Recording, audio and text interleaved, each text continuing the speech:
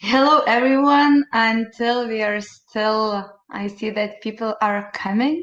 So maybe I will tell just the few basic things before we start, and then we will start our discussion.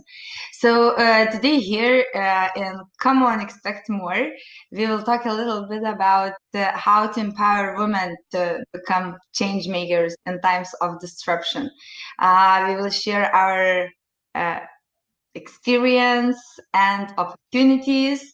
So as you see, Ieva and Veronika is sitting here.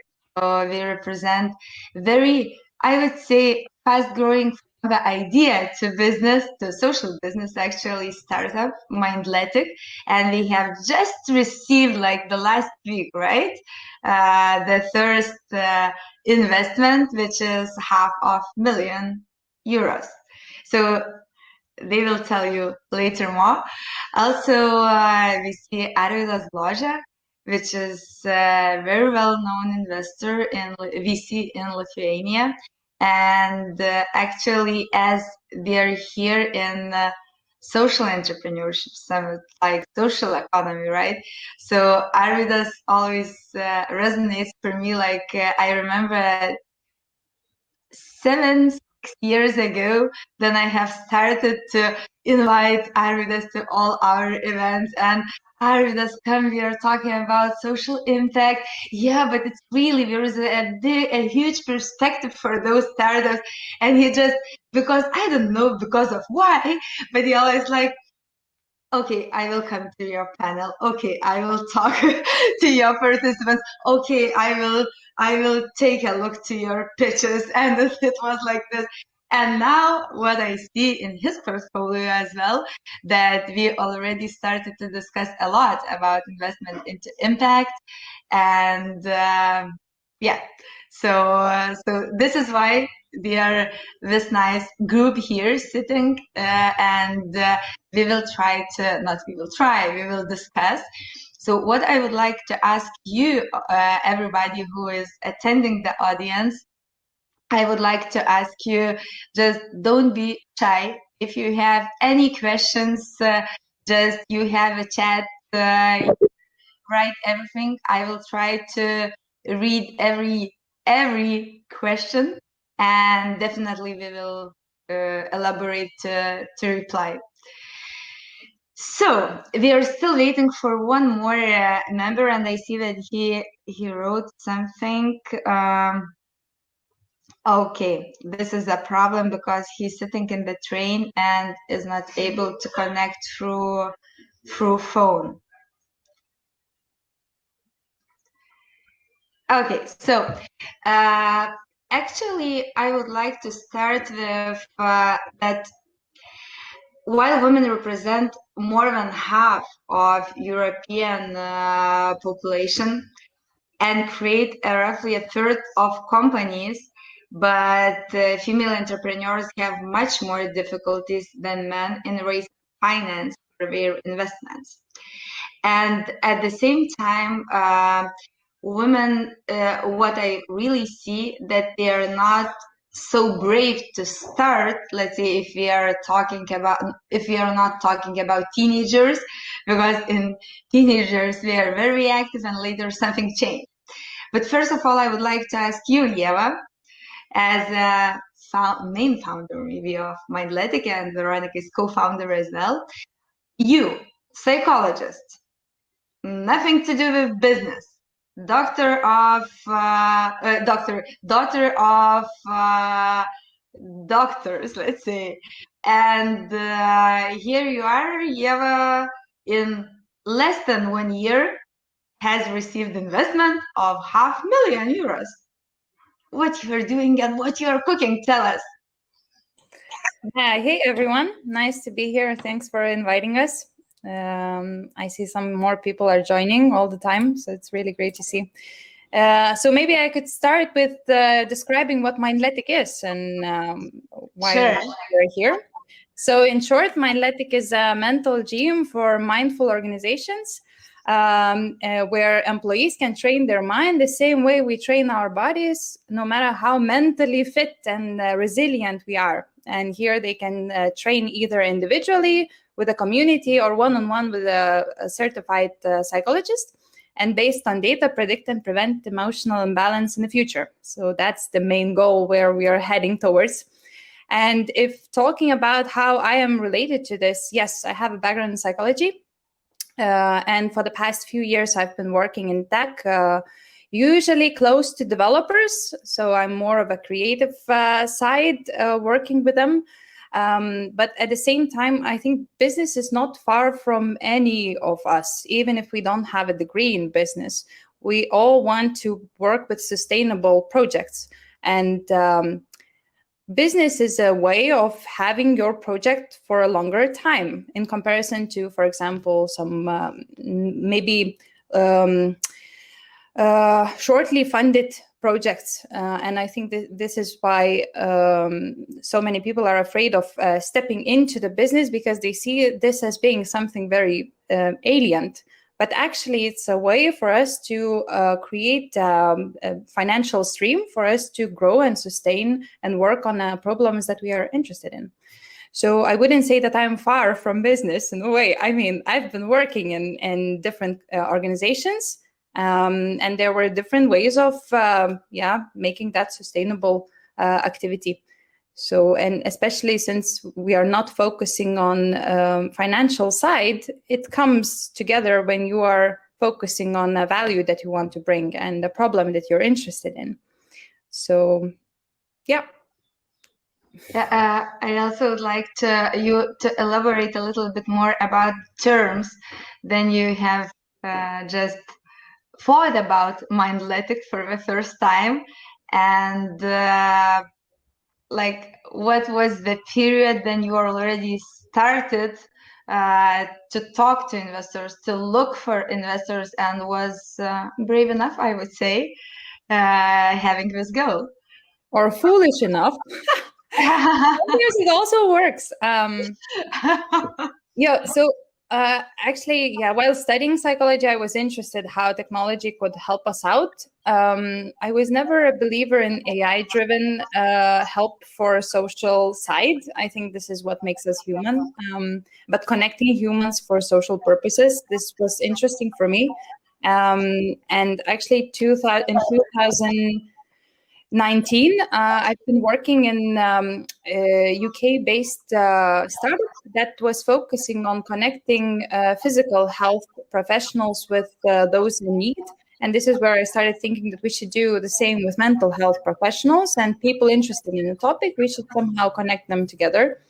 And then during the first wave of pandemic, which started I think officially in March last year, I don't even remember. But while volunteering with Vilnius municipality, a group of analysts, we saw those growing numbers, and I had my own panic attack. And I'm open about this, even with a background in psychology. I have these experiences of stronger emotional imbalance. And at the same time, we had a hackathon that gathered people from different fields interested in solving issues related to pandemic. So surprise, surprise, I was interested in this emotional disbalance side, where a few peers from my past in psychology and those from tech sector collaborated for the weekend activity that resulted in us going further and further, seeing growing numbers of interested users. And with growing number of those whom you are bringing real value, some investors started reaching out themselves. They got interested in, either they were interested in a topic before, but of course, saying that we have more and more interest, not only in social media, but also the growing numbers of users, and they themselves, by themselves, the program that brought more and more interested investors with whom we started the relationship basically from the very beginning. The very first angel and main mentor, Arvydas Bloze, actually was one of the creators of the first hackathon. So this is where we had our first call about, so what are we doing with this project? Shall we go further? I think we should. Yeah, and a year later, it took a year till closing the first round. But I'd say it's worth it, because on the way we met amazing people interested in the subject. And when we talk about investors, we also they have different priorities and different interests, right? And it's good to actually connect with more of those for you to find the best win-win situation for both sides. So yeah, did I answer your question? Yeah, I still now have one more, but I will ask it later, a little bit later. I want to go to Arvydas now because as we see as investor and seeing the stage of investment, let's say, and thousands of startups which are approaching your door and knocking into it and asking money. So could you elaborate a little bit about the stage and the scene of women as well? How, let's say, do you see like 90% men and 10% women coming to you, or it's mixed, or so? What is the situation right now? Yeah, thank you, and nice to be here. Of course, in this very important topic for current situation in Europe and globally. Regarding the question, so first of all, I start that there's not one truth, right? So what we see is not necessarily true, and given that we primarily have, let's say, our location, Lithuania and Baltics. It's also very distinct from, let's say, other Central Eastern Europe or US. So I would say, even if we zoom in on let's say, women or a gender per se, or we zoom in at, let's say, nationality, we still have a lot of misrepresentation or not enough diversification in venture capital world altogether for many reasons. I think spanning through, overall education, overall kind of ability to think that you can do business as a woman or as a minority representative or anyone like this. And this is I think changing. And before I zoom into your question, right, I'd like to understand that I'd like to stress that capital or venture, private equity, any other capital follows ideas and people. They are not shaping ideas and people, right? So where there are good ideas and good businesses, capital will follow. So in that sense, I think we see clearly more and more women taking on this challenge of realizing their own ambition, realizing building something where we see inefficiencies.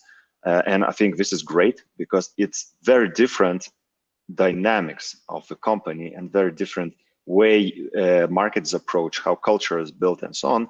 I cannot say it's good or bad, it's just different, right? And we see that it's just different is good in many ways. And there is nothing kind of super wrong with what is happening right now, but we could definitely enjoy some different takes. And capital is ample, and the more people are thinking about the ideas and more unique views we have to the market and opportunity, the better off we are as society, as a nation, as individuals, and whatnot. So that's very broad speaking, right? Narrowly speaking, we do have in our portfolio 62 companies. Of course, by the virtue of country being Lithuanian and independent for not that long, we majority, like 90%, are male founders. But recently, we see just really drastically increasing women proportion among founders, and especially in the pipeline. So I wish super happy about it. I would like to say just one reaction, and then I see that Veronika wants to elaborate. So I see the connection that, like, if we analyze numbers in social entrepreneurship or social innovation, so much more women are there in that sector.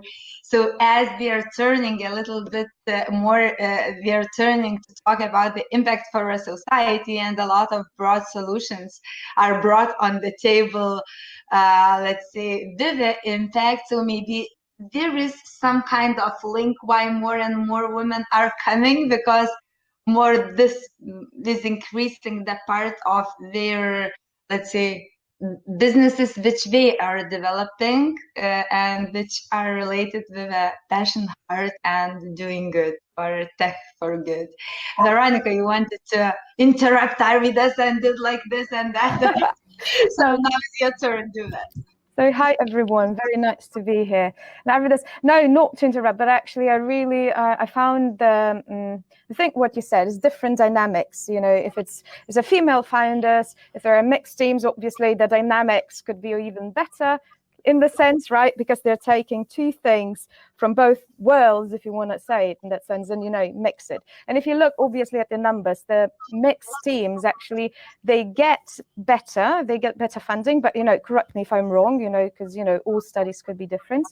So I was just interested, you know, from your example, so what are the different dynamics, you know, what are the strengths probably of a dynamics from one and another, you know, if it's the female, so obviously if there are dynamics, something what you say, this is super important, it's super interesting. So what can, you know, other female founders do or mixed teams? So just to strengthen the strength. And then on the other hand, also, you know, the male ones. So that would be just interesting, you know, for me, because you see it and you see the different dynamics. Yeah, I think very important not to also come from a stereotypical point of view, saying, yeah, it's more empathy or anything like that. No, I don't think this is actually the case. I think it's different determination to achieve a result, right? Because we see sometimes that males or male founders are approaching sometimes very narrowly, right? Which is very good if you need to be focused, because building a startup, you have to attack the niche market first, right? But then at some point in time, it becomes an obstacle, right? To break out of the cycle of your own thinking and to kind of have someone opposing you, it's very important. And I think in the female founders, it's this type of broad point of view. I don't know even how to call it, broad. Intrinsically, it's coming with a bit broader, right? And just if you take a palette of, you know, emotions of whatever, it's much wider, and then you can realize and distinguish many different things, and that's why it's so different dynamics, because point of view is completely different, coming from just female founder thinking about many things differently, right? Because, you know, I would probably, it's not worth going into the overall social and cultural challenges, but they come from different environment. And this is why when you address certain type of clients, certain type of groups, customer support, so on, it's more of empathy and understanding and being able to listen. Sometimes, you know, you get lost in this game of, I have to run, I have to raise money, I have to go. Everyone is huge pressure and so on, that you don't have time to stop and listen. This is Ieva. I need to go, no sleep, to go. You are telling me about Ieva right now. Yeah, I know, but precisely for that reason, you know, when you talk about stereotypes, it's not that women are not doing this. They're very motivated, very goal-oriented and driven. It's not like males are this or females are anything like that. It's just so different, right? And this is the diversity at its best, that it gives you perspectives that you would have missed all other way around, right? And having more of the same is not necessarily good.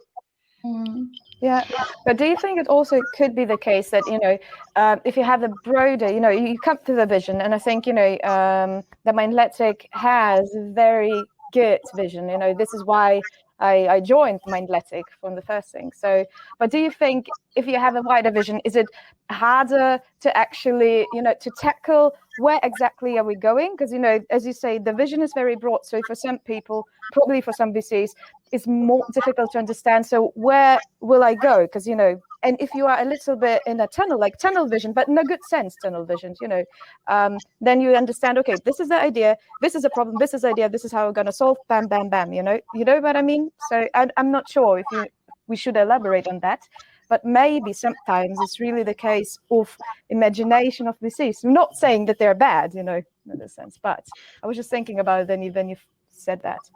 Yeah, but this is a very important question, because women, male founder, startup or not startup, it's very important. The most important thing is to align with your stakeholders. So what and how are you building, and to be able to identify who are you talking to, right? So venture capital or private equity, it's very clear. We have to invest, grow, and exit, right? For that purpose, there has been, you know, a whole decade and even more of historical data, how to say what's good or what's bad, what is a good performance, what is a bad performance. for that reason, when VCs are looking into different businesses, they try to look according to certain framework. So, okay, broad vision, great. However, do you know next 3 steps for you in the next month to start executing, right? And you always pitch the vision. And I remember Ieva and you, Veronika, you were pitching amazing vision, right? So broad stuff, but you were also at the same time being able to get to the ground and say, these are our roadmap for the next 3 months to achieve there. It's like a vision is there, but we know what to do for next 3 months. And if there's only vision, right, it's very hard, because then you have to go, okay, so what we're going to do next 3 months, how we're going to make, first client, how we're going to get him or her, or how we're going to engage. So this is just important talking to VCs, because you identify that they are managing other people's money, right? And they need to generate a return, and this is their business.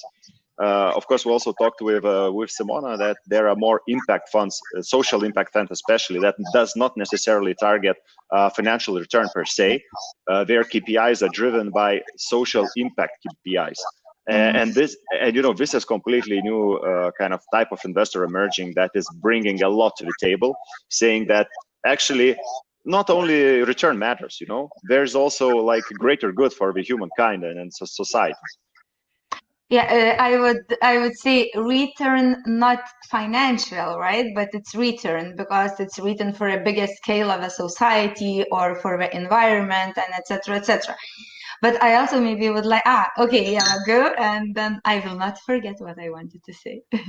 Yeah, I think sometimes it might seem, especially to startups, that we either do good or impact, for example, or we basically work for money, and this is what we are focusing on. And I think there's like 50 shades in between, and we can build the impact, but at the same time seek for financial stability. And so that we don't necessarily need to sell for investors only impact or only revenue, right?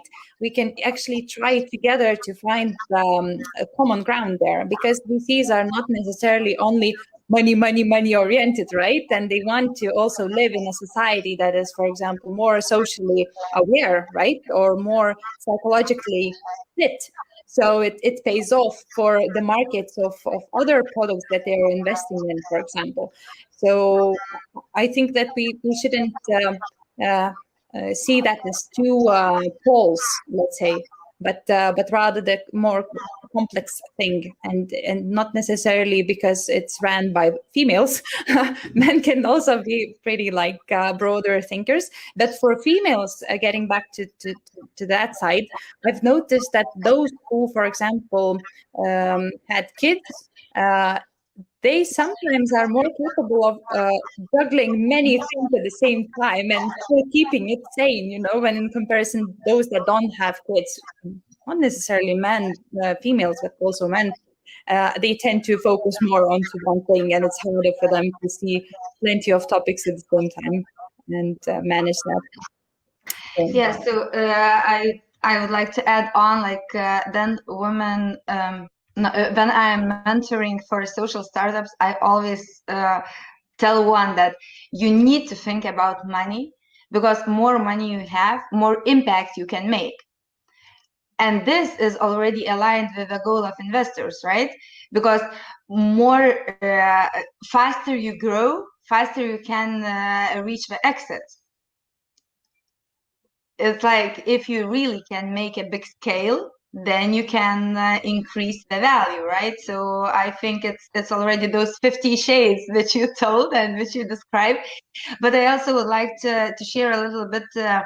Then we are talking here, women, men. We are comparing those sexes, let's say, right? So I will be a little bit straightforward, but just based on me and my personal, let's say, experience. Usually when journalists or during interviews, people are asking, how do you feel as woman entrepreneur? My answer is as entrepreneur. It's like, it's not about genders. It's not about sexes.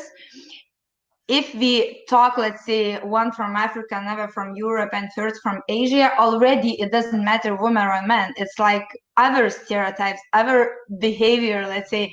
And it's about all we are different, but at the same time, we are not just genders. And what I really think, because I have experienced that as well, that we use these keywords, this is our own decision to feel women and nobody wants us and nobody is investing, because sometimes it is more comfortability, or it's kind of excuses why I do not do that, or why I let myself to do that. And it is more like, okay, it is the stereotype, but I take it, and now it's in this situation, it's very good for me to have the stereotype and then to cry, oh, everybody is like pushing us out. So this is my personal opinion, and I know that I understand, and also all startups which I analyze, it is just our own responsibility. What do we have? Where do we go? And how people, how we see, do recognize us. And if we respect, if we trust, if we see leaders in us, that yes, I can invest in that team, because Arvydas, like, elaborate maybe a little bit more, but the most important for you also is the team, right? If there is very good idea, but the team is like, you see that they will not do that, they are just idea generators. So I'm not sure if you are going to invest into that idea. Yeah, it's. I think it's overall correct observation, and definitely, I think Ieva and Veronika could add a bit more on the women founder side, because they experienced this. They went through the journey of fundraising, right? From my take, it's like in our regions, or Central Eastern Europe, let's say, there are still misconceptions and still a lot to overcome on many areas of social economic areas, especially for gender inequality. And when you think about it, it cannot kind of happen overnight that women will catch up on this 50 years of how to say, inequality, right? It's just like there never was IT or let's say banking or VC as a first choice of career. So it's like, not never, but in our times, let's say. Okay, sorry, yeah, not never, but it's never. not necessarily. Yeah, it's not necessarily. It comes from education, from how parents and so on. So it's like a cycle that has to change, and it will take some time. But of course, it's very important that leaders are talking about this. It's very, very important that we're talking, and we as human kind of society or population just cannot afford ourselves to miss on this different take, right? Because 50 or more % of population has a different take on the world, and we've been missing out on this, right, for a long time. So for me, when I look into the, let's say, the teams and so on, and it's kind of in itself an answer why there are not so many women founders, solo or a team of women that are going after this, and why they are still in stereotype type of businesses like kid toys for kids, like e-commerce for that. I mean, there definitely is much more. There could be super big tech businesses, there could be super biotech businesses and so on build, and this is for me, I think, just in my opinion, just a matter of time, 5 to 6 years, and we will have just completely different statistics, because it will naturally evolve. Our society is evolving towards this, and I'm certain that we will have more and more kind of teams with experience, women coming to the venture capital, chasing their idea, their ambition, also having all the ammunition behind. I did this, I did that, I ran this company, I ran that company, right? I built this amazing tech stack, I managed that type of a team, right? 30, 40, 50 people, and this is just going to be different, right? But we as investors, as current kind of leaders, we have to preach it, appreciate it, facilitate it, advocate it, and help and support, because this is our future, all of our future. But what I really heard, and also I saw that Veronika wants to tell something, what I heard, you put the keyword on education, And I definitely want to agree about that, because actually this sex or gender inequality was put during years ago. Well, this is your place, you need to raise kids, you need, especially in the east part of Europe, let's say, or post-Soviet Union countries, this is, you need to do that, and you need to do that, and you need, and then this is the matter of, let's say, mindset, that I understand that this is my place. I know that I do not feel comfortable in that, in there. I see through the window sea and mountains, I want to go there, but this is my place. So this is the switch that it just on me, it belongs if I go through those doors or not, instead of crying, right? And yeah, definitely we need to help with education. Veronika, you wanted to tell something? You are muted right now, but I saw that you raised your finger. You are still muted. Your microphone is red. You know, but you can't connect. Okay, so you can try to log out and then log in, and then you will get your word, right? Okay. So until Ieva is trying to connect, so Ieva, Veronika, sorry.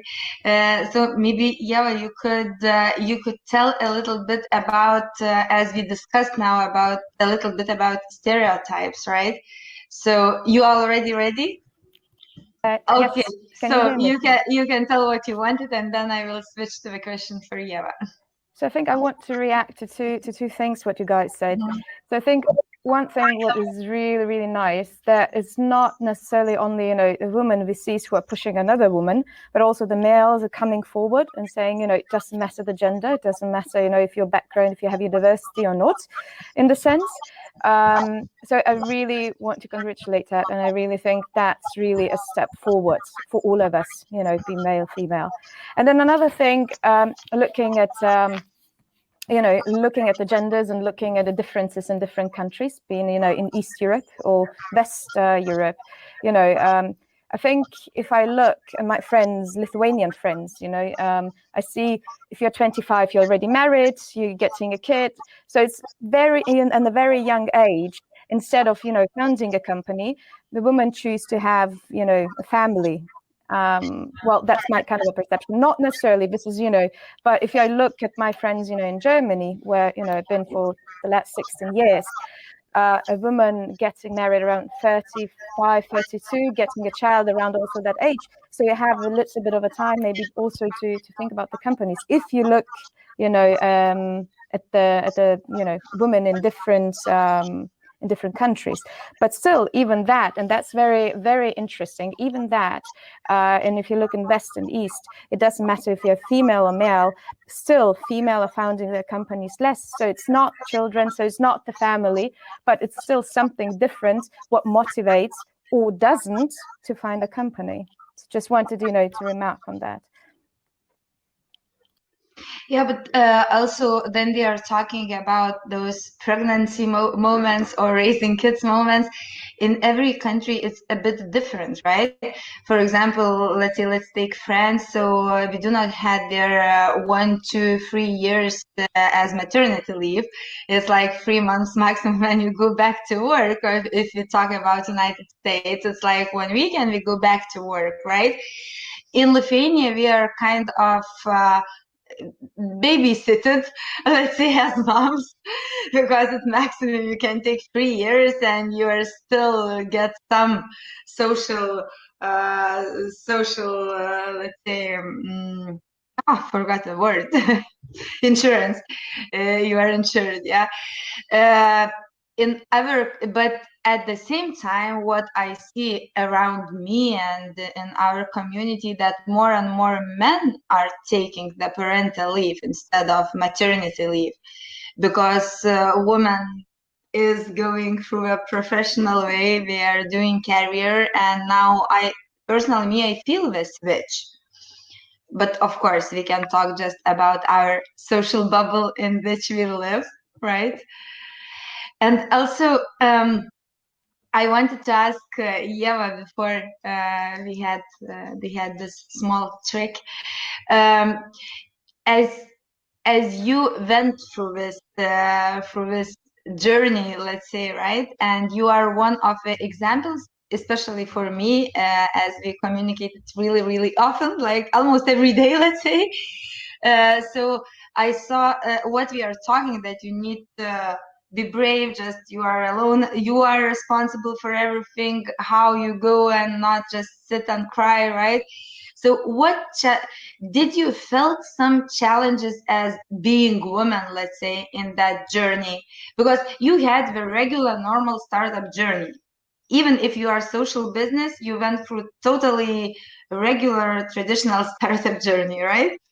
So have you felt some situation that if I were a man or not? Please share with us.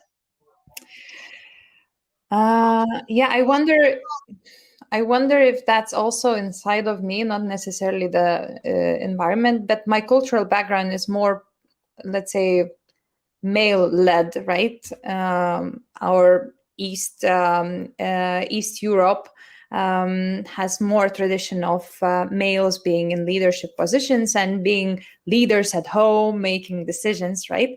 So not only during this journey, but years before, actually, while growing, when I when I had experiences in leadership positions, I had some struggles coming from usually men, honestly, them saying openly that if you are in leadership positions, you are less attractive to men, for example, and you are less likely to have a family, and you are less likely to be seen serious. It seems we will change the topic now. Okay, Arvydas, why we are less attractive when we are leaders? Yeah, but I guess this is what might stop females from going to leadership positions and running startups, and if we hear that around us, because it affects us, that I also expect to have family in my life, and does this interest or my aim to work on a passion project really stops me from having this other side of my life that I want to have? Like, I'm constantly challenged in my personal life with these questions, but at the same time, I had a feeling that was said in between lines from some male professionals during this journey that I'm not going to be led by a female, for example. There was this feeling from some, but there were also plenty of others who were interested in being led by female, with or without stereotypes. So I think it's up to us females where we put our focus on. If I focus on those that are stopping me from doing that, be it personal life or professionally, being seen serious, for example, or strong enough to make hard decisions, I think if we focus on other side, then it's going. It's a choice, how you see it. But yeah, as a psychologist now, if someone is telling, I will not be led by female or wherever or man, it's something about the exact person. It's not about... Yeah, but it's one of no's that you get in your journey, and there are so many no's, especially at the beginning. There are more people saying why it won't work than those who say that it will work. So, but I want to mention also that I believe that there are females who might say the same about males. I won't be led by males. So I wouldn't focus only on females, but rather than the focus of putting the gender in a spotlight here, where I think sometimes we are just wasting time thinking which gender who belongs to. Let's look to results, and let's look to the value proposition. Let's look to the team, and does it really matter? And it's not only male or female. There's also different levels of testosterone in all of us. So Yeah, so it's totally different. Like it's men, female. It's too narrow, let's say, or just two parts. But we have a lot of criteria in between and then pillars. But Veronica, I also know that you are very good in numbers. So we are talking more about the mindset, about our personal approaches and our successes that we, let's say, put aside some things. But can you scare us a little bit with your numbers? What do you see? What do we see in general in the stage of entrepreneurship? Well, I guess, it also depends on, I think you also looked at the numbers, and when we compared the numbers just, a couple of minutes before the session started, we looked at, it's only the female founders got the first investment, basically, or, raised the cash, only 1% if there was a company or a team which was only female found. So, compared to all male, which is, more than 95%. And so I was very, very happy, Arvydas, and you said that you see 90-10% in Lithuania. So I was just like, yes, we are pushing that, number definitely higher. So yeah, and, it's not only, if you look, only female, only, male, but it's also, also, if you look, okay, so you got the first investment, right? So you have a little bit of cash, but who makes it to, the early growth stage? And then you see, the male teams get, 21%, and then the female 11%. And this is already, then the company is running in the sense, you already get the first investment. And then, so where is this a difference between, 21 versus 11%? But that, I think we would need another session to elaborate on that. But yeah, the numbers are not good, extremely bad in this, if you look at the genders. But then, I'm happy for 10%, Arvydas, that you said. We have to look what's the Lithuanian numbers. I just thought about it. Could be really interesting. And then we say, the Lithuanian, the Baltics, we are going there. Sometimes when we start to talk about politics, I want to forget that I am Lithuanian, right? But then we are talking about the startup scene and the innovation scene and our community, which is like a lab and being pipeline each to another. So I would say that we are pretty successful and very happy to have it, because we have really nice stage and a lot of like shareholders which really contributes which each with another. And at the same time, as we discussed about those stereotypes and everything, so I think that in our community, like Lithuanian startup community, which is becoming more and more international, and more international startups are coming to us, so we do not feel such big differences. And what Arvydas told, like 10 and 90, if to compare with a 1 and 99 in the world. So it seems that they're doing great. So guys, if you want to start your startup, put a line onto Lithuania, connect with us, and we will try to involve you in our ecosystem. I see that also we have like a couple of messages here in the chat, so I will try to read it and then we will continue, okay? Robin Angele is writing, hi everyone, I'm Robin from Common. Common Cooperative provides long-term leasing solutions with services of the most ecological and ethical electronic devices, including smartphone, computers, and headphones for individuals and companies. And there is a link. Would you be interested to get in touch? Best regards, Robin.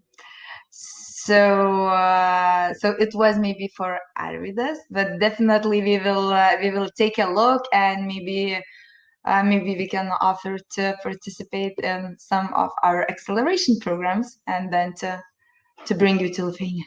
Okay, and Veselina is writing, what are you talking about is right on the spot. We are working on an idea on platform for working mothers in the EU.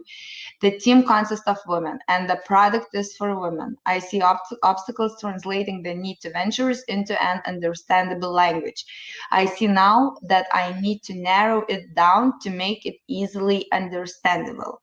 So maybe Arvydas, you could elaborate a little bit on this Veselina's message, on her idea. Yeah, it's it's hard to. Okay, it's not hard to explain, but it's pitching itself like is kind of, you need to make a lot of preparation, right? Because it's a tip of an iceberg. Like this deck or 3 minutes pitch is a tip of your hard work and so on. And you as entrepreneur own it. You own your view on the market because you internalize it. This is what you see and so on. And it's just no shame. And you must come as an owner to any type of pitch event, any type. So you must be able to explain it, right? And spend time explaining to your friends, family, someone from your close network. And after your pitch, ask them, like, what did you understand? And then trim your pitch down to a very understandable idea, very simple idea. So there's no need to use big words, big something, and appeal to someone else, right? Because investors are investing in you and on your take on the market, right? Not on their own. So explaining it in your own words, it's very important, I believe. And there's no situation where, I mean, it's just no follow-up questions and nothing is happening, right? So for that reason, it's very also important that you will be given a chance to also explain and zoom in some of those areas. But definitely, you pitch your vision, right? You pitch your vision, but you focus on the ground level things. Very important. Like what's next? What's next? What month? Second month? Third month? This is critical.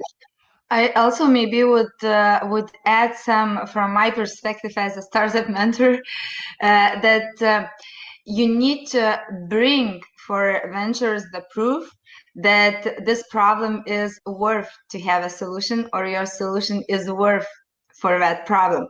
So what I have in mind MVP, even if it's the most simple, but you need to have to bring on the table and during your pitch to mention yet, yes, even if doing manually, the our target group really needs it and they agree to pay money.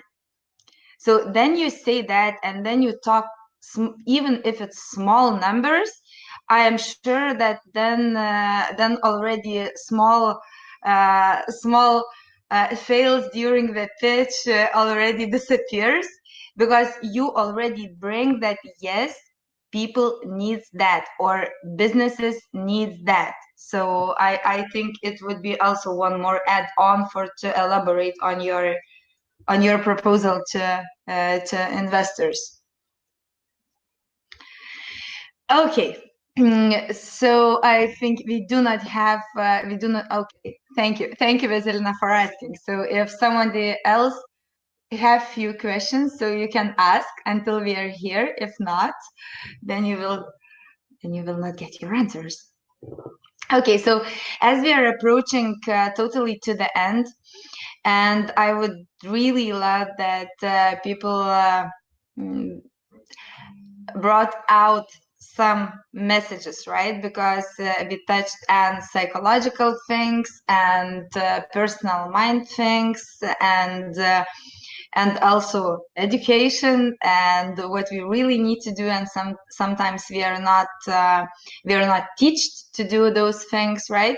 But to have that, to build that better world and to live a happier life, all of us, we are responsible, everyone individual and all together at the same time, because then we bring all solutions together, and then we had this ecosystem growing and let's say becoming a global ecosystem. Then we have much more smiles on our faces. So I would like each of you, like Arvydas and Victoria and Ieva, Veronika, sorry, and Ieva would share some advices, and not only advices, but advices, how not to be fear, how to be more braver, and what to do for just do and not sit and think that you do not know something. So maybe, yeah, we can start from you. How to be brave? That's a tough question for not only workplace, startup life, but personal as well. But you are. That's why it's like very. I think find a higher goal that you have. That wouldn't be about you or about your status or about success of your startup, but actually the pain that you actually really feel for, either yourself or in your environment, and then all the others is just falling into places. And especially during tough times, when you have this, is what will keep you together. And find those metrics that really inspires you. As for example, our metric, which is basically the top metric each week we are tracking, is from anonymous feedback forms. Not only NPS, how likely people are to recommend Mindetech, but how much impact to their emotional balance this program had. And when we see those numbers from anonymous feedback forms and also qualitative side of it, where people are expressing their experiences with us, this is what keeps me personally going a lot. Even when other numbers might drop, it will come and go. It will come and go. But this is basically the star metric currently that we are heading towards. And once you are solving the problem you're interested in, and there are more people interested or experiencing the same problem, you're focusing on solving that to them, at the same time maybe solving for yourself as well, bringing value, and the financials are coming. They're just coming, and it's more sustainable way of working towards anything, I think. Thank you, Veronika. I also see we have one more question, but after this round we will take a look into it. So I can just continue what Ieva said, because obviously first you need to have a vision, you need to find a problem which you're passionate about, and you would really work with, not 1 year, not 2 years, not 3 years, because, once you have a startup and once you decide to take an investment, it's not 1 or 3 year project. It's you are actually giving your life away for that.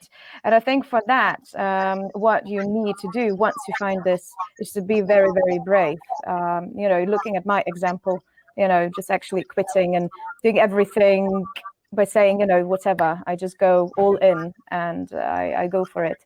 So once you find the problem, what you are passionate about, and you say, I'm going to do this, then don't be afraid and go all in.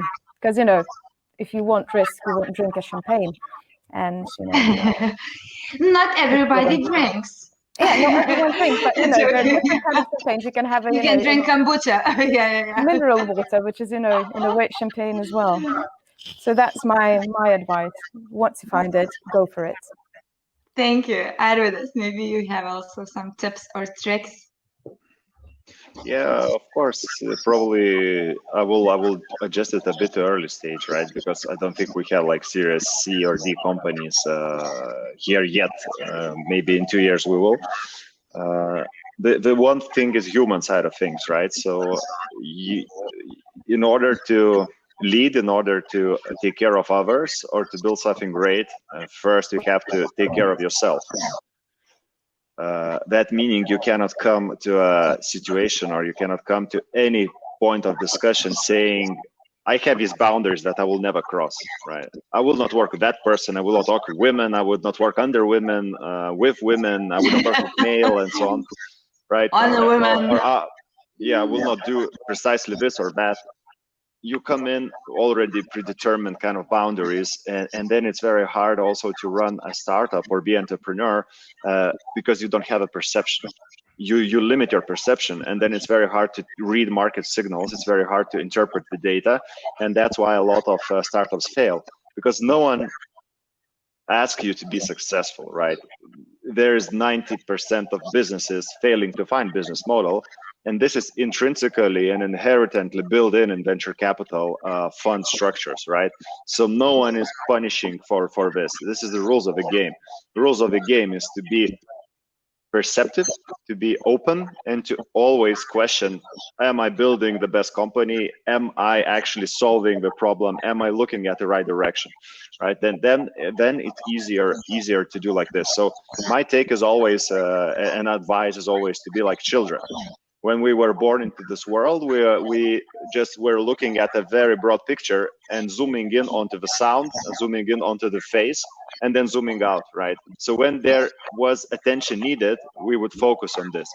And also we never knew that we were able to walk. We never knew that we will be able to speak, because the skeletal is built up in a way that is not necessarily clear that you will walk on 2 feet, right? So this is why this perception, taking care of yourself, being actually emotionally stable, being able to read all the signals, not being stressed, zoomed in onto and missing overall in life, it's very important. And once you find it, once you find the balance, once you do not listen to other telling what you can or cannot do, and you just go openly and are able to interpret it, and do not expect anyone to happen for you just because. This is how great businesses are born. This is how great people are doing it, impacting, right? And they will be heard, because this is just different type of society that is around us right now, and it's changing for the better. So this is the only advice I think is universal.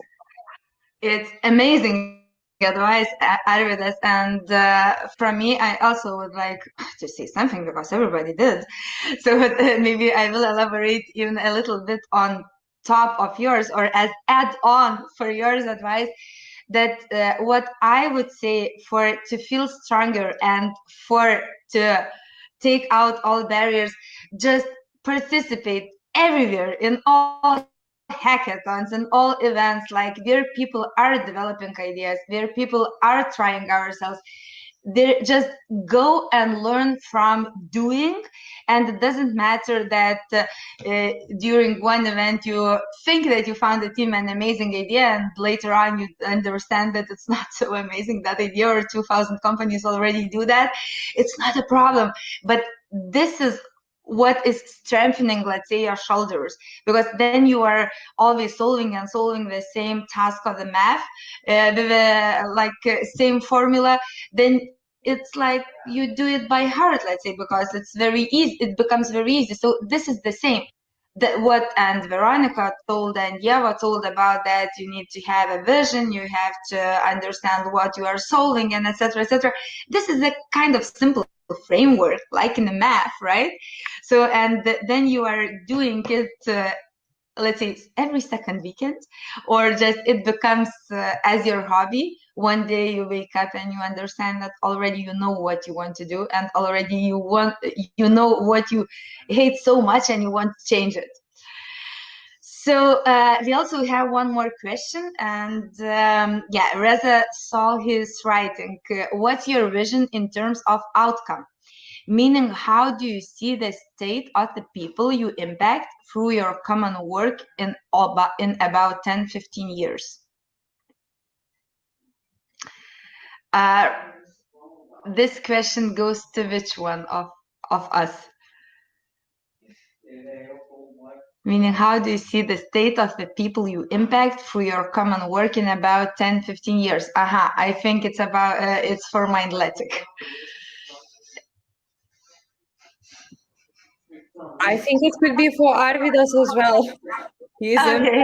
Yeah, it can be for everyone, but I thought that you are bringing the direct impact to people, to companies, let's say, with your solution. So that's why we can elaborate everyone on this answer. Yeah, so I think in our cases, we are working with organizations who are investing in this holistic approach towards mental health.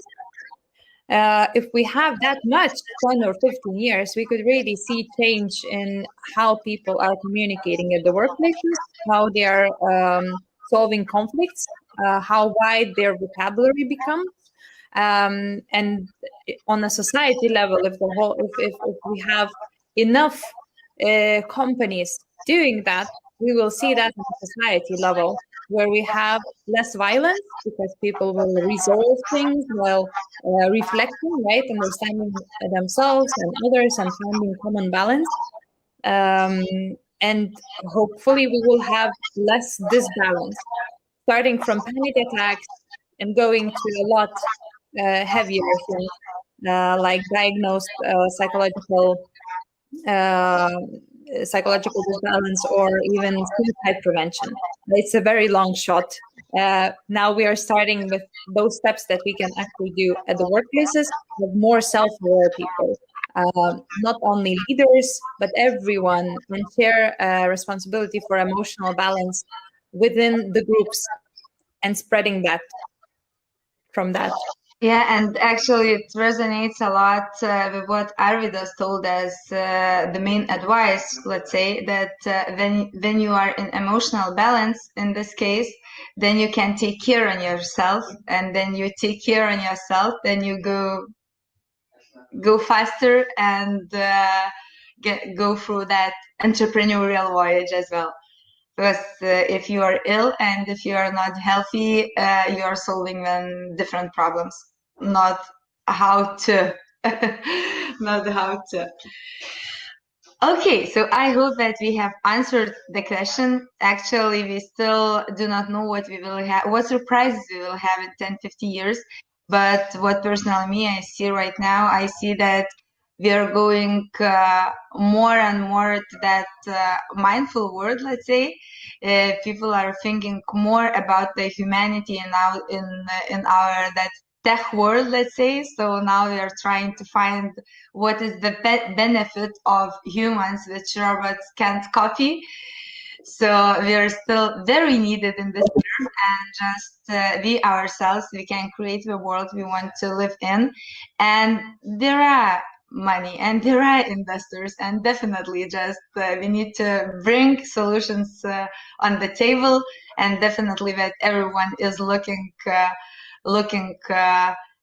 to hire money, I would say, because just standing in the safe, they're not creating no financial, no emotional, no other benefit to nobody. So I hope that you liked our discussion. So you can definitely follow Lithuanian ecosystem, follow Changemakers On, and if you are interested in our programs, connect with us, and I'm sure that Lithuania is pretty good stage, as we have a lot of nice examples even here. So thank you, guys. Thank you, of course, for Arvydas, for Veronika, for Ieva. As always, I really love the time spending with you. Yes, Ieva, tell. And I will add that currently we are actively hiring remotely. So anyone who is interested in solving this issue with us, no matter where you live, what's your gender, or what's your cultural background, religious views, please feel free to check our Mindlete.com, check for our open positions, and reach us out. Yo, you're amazing pitcher. Like you today, during the same hour, you pitched Mindlete, you pitched that you also want to have a family, and you pitched that you are hiring. So the total balance. Just for the record, I'm not looking for a mate. Okay. Joking. So this nice laugh. Let's finish our day and enjoy our sessions. And definitely follow Lithuanian Stage and what we do here. Bye. Thank you, guys. Bye. Bye. Bye. Bye.